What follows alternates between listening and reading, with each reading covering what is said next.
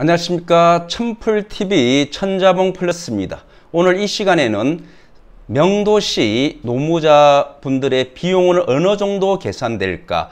즉 제가 강제 집행을 하는데요.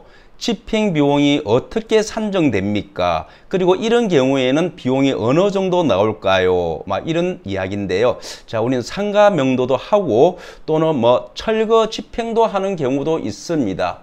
자, 철거 집행도 하는 경우도 있는데, 자, 상가 집행이든 철거 집행이든 아파트 명도든 빌라 명도든 전부 다 우리들은 이런 노무자들이 나오는 경우가 있습니다. 자, 여러분들이 만약에 집행했을 때 이런 물건을 반출해야 되는데 물건 반출하는 노무자분들이 있는데 여러분들이 이 비용을 법원에 납부하셔야 합니다. 즉 집행관실에 납부하셔야 하는데요. 집행관실에서는 비용 산정을 계산하셔가지고 여러분 법원 안에 있는 은행이라든지 우체국에 납부할 것을 명할 겁니다. 그러면은 이 비용 산정은 어떤 기준으로 산정될까요? 이런 이야기인데요. 자, 여러분 이런 노무자분들이 이렇게 짐을 운반하고 있습니다. 이분들의 특징은 뭘까요? 자, 보겠습니다. 이분들은 전부 다 노란 조끼를 입고 있네요. 자, 노란 조끼를 입고 일을 하고 있습니다. 모든 법원 집행관실에서 명도 집행을 할 경우 노무자들은 이런 조끼를 입고 있어야 됩니다. 그리고 이 조끼를 잘 보십시오. 보이십니까? 여러분들이 이 조끼를 보시면은 자, 집행이라는 글씨가 있고 68이라는 숫자가 있습니다. 자, 여러분 이 숫자는 좀 의미가 없는데요. 이 조끼를 그만큼 많은 조끼를 법원의 집행관실에서 보관하고 있고 여러분들이 5명 노무자가 필요하다면은 보통 1번에서 5번 조끼를 입고 오는 경우가 있는데요. 굳이 그럴 경우가 아닌 경우도 많습니다. 즉 조끼만 입고 그 인원수가 5명이라는 것을 확인하는 겁니다. 자, 여러분 보시면은 집행 현장에서는 여러분들이 2층이나 3층 같은 경우에는 사다리 차로 운반하는 경우가 많습니다. 이것도 역시 비용에 포함되는 거지요. 자, 우리는 집행에 사용할 노무자 등 수와 수당의 산정 지침에 대한 이야기를 한번 해보도록 하겠습니다. 자, 이 지침에서 나오는 이 비용 산출은 자, 5명일 때는 얼마, 노무자가 몇 명이라는 그런 뜻이네요. 자, 부대비는 얼마. 이 부대비라는 것은 여러분 이 평수를 일을 할 때 이렇게 일을 하는 그 노무자 일을 하시는 그분들의 그 장갑이라든지 또는 여러분들이 그 짐을 싸는 마대차루 또는 박스 이런 비용입니다. 이것을 우리는 부대 비용이라 하는데 보통 20평에서 30평 같은 경우에는 이렇게 9만 원이 들어간다고 되어 있네요. 자, 여기서 여러분 이런 마대자루가 이렇게 사는 돈입니다. 그리고 박스를 사가지고 물건을 담아야 되겠지요. 그래서 그런 비용이 부대 비용이고요. 자, 여러분 이제는 포괄적으로 보겠습니다. 노무자가 한 사람 앞에 12만 원이네요. 12만 원.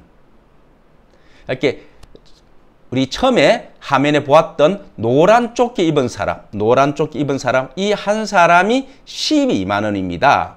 자, 그리고 이 사람이 10명이 왔다면 120만 원이 되겠죠. 120만 원. 10명이라면은 전에는 9만 원 했습니다. 9만 원. 근데 지금은 12만 원입니다. 자, 차량 한 대가 50만 원이고 창고 하나가 20만 원입니다. 창고 한 칸이 20만 원, 차량 한 대가 50만 원. 자, 한번 보겠습니다. 선생님, 여기 있는 창고 하나가 20만 원이고 여기 보이시죠? 안쪽에 있는 5톤 차량. 지금 차량이 명도 물건을 싣고 와서 지금 이 창고에 넣고 있는 중이네요. 이 차량 한 대 있는 물건 하나가 이 차량에 있는 5톤 트럭에 있는 물건이 바로 창고 하나에 들어갑니다. 그런데 만약에 가정집이라든지 빌라라든지 어느 상가에 짐이 많은 경우에는 차가 한 대가 아닌 2대, 3대, 4대가 될 수 있고 차가 3대라면은 벌써 150만 원이고 창고 하나가 3개니까 벌써 하나 20만 원이니까 60만 원이 되는 겁니다. 그럼 차량도 150만 원, 창고도 60만 원. 그런데 한 달치가 60만 원인데 3달, 4달 걸리면은 그래서 돈이 또 더 들어가겠죠. 한 달에 60이라면 두 달에 120만 원, 석 달에 180만 원. 돈이 많이 비용됩니다. 자, 여러분. 이런 노무자 그 인원수와 그리고 이렇게 차량과 창고를 비교했을 때 비용이 상당히 많이 들어가고 또 여러분들이 보시면은 아까 보셨죠? 사다리차 그리고 열쇠비 이것은 추가 비용입니다. 이거 또 돈이 들어갈 수도 있습니다. 자, 이렇게 되면은 비용이 많이 발생되는데요. 여러분 꼭 명도한테 비용이 이렇게 많이 발생되는 비용을 내가 해야 되나? 제 이야기가 끝이 아닙니다. 잘 들어보십시오.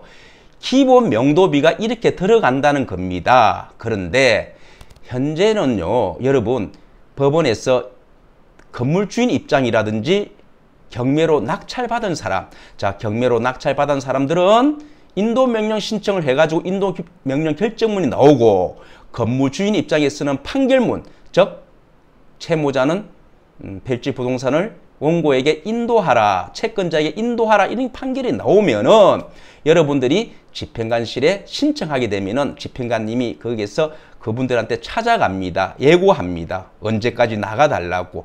그러면서 당신이 나가지 않으면은 이 집행 비용은 당신들이 부담한다는 것을 알려줍니다. 여러분들도 그것을 알려줘야 돼요. 제가 어떤 회원님 같은 경우에는 이런 경우가 있습니다. 그 장소가 가구점이었어요. 가구점. 2층 침대, 돌 침대, 뭐 아주 가구가 비쌉니다. 그런데 그분들이 채무자들이 왜 안 나간 줄은 저도 모르겠어요. 그냥 뭐 설마 이렇게 했겠지요. 근데 막상 집행이 되다 보니까 그때서 알구나 안 됐구나. 어쩝니까? 짐은 창고로 들어가지 않습니까? 그런데 이틀 뒤에 그 물건을 찾아가려고 창고로 왔습니다. 그런데 창고에서 하는 말씀이 그리고 채권자가 하는 말씀이 이 물건이 창고로 넣고 난 뒤에 바로 압류를 하였다 합니다. 즉 집행비용 환수를 하기 위해서 가압류를 했답니다. 가압류. 판결을 받기 전에 집행비용 받기 전에 먼저 가압류를 했기 때문에 집행비용을 내지 않고는 물건을 못 돌려준다는 겁니다. 즉 집행비용이 얼마 나올지도 모릅니다. 창고가 몇 개월 걸릴지. 그리고 현재 집행비용을 계산을 받기 위해서는 시간적이 좀 필요합니다. 그럴 경우에는 이 채무자들은 물건을 찾아갈 수가 없습니다.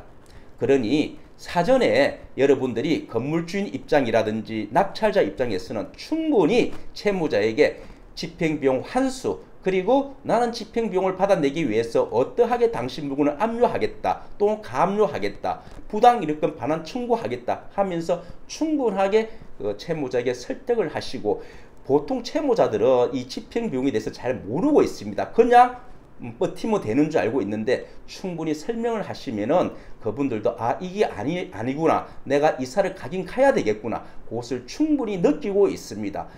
제가 가장 안타까운 것은 낙찰자이든 건물주든 모든 사람들이 법원에서만 믿고 있다는 겁니다. 법원은 대응만 하는 겁니다. 그분이 안 나가면 집행만 하면 되는 것이고 법원에서 집행관이 적극적으로 이사를 가십시오. 제발 가십시오. 그렇지는 않습니다. 이야기만 하는 겁니다. 적극적인 자세는 여러분 낙찰자고 건물주입니다. 제가 항상 강의할 때 말씀드립니다. 채권자의 적극적인 자세, 채권자가 명도 집행 흐름을 알아야만이 그 채무자에게 이길 수가 있습니다.